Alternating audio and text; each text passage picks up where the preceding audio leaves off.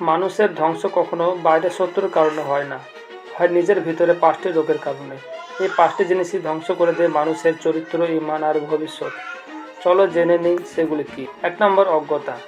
জ্ঞানহীনতা মানুষের সবচেয়ে বড় শত্রু। আল্লাহ কুরআনে প্রথম নির্দেশ দিয়েছিলেন, ইকরা, পড়ো। কিন্তু যখন মানুষ নিজে না পড়ে, না বোঝে, তখন সে যেমন খুশি তেমন ব্যাখ্যা দিয়ে চলে।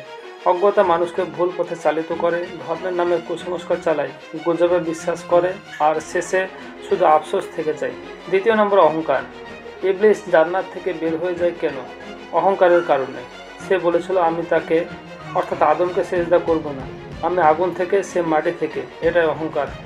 যে ব্যক্তি নিজের ভুল মানে না, পরামর্শ নেয় না, তার পতন অনিবার্য। অহংকার মানুষকে মানুষ থেকে আর আল্লাহ থেকে দূরে সরে দেয়। 3 নম্বর, হিংসা।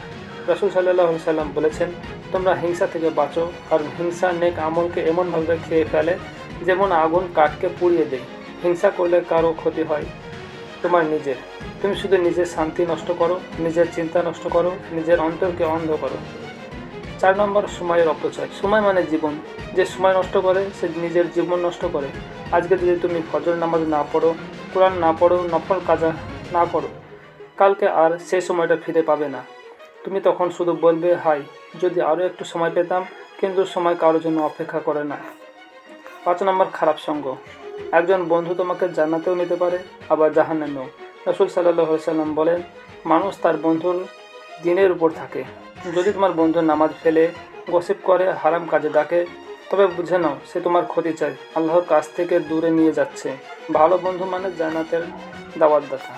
এই 5টি জিনিস, অজ্ঞতা, অহংকার, হিংসা, সময় নষ্ট আর খারাপ সঙ্গ, যদি তুমি নিয়ন্ত্রণে না আনো, তাহলে সফলতা শুধু স্বপ্নই থেকে যাবে।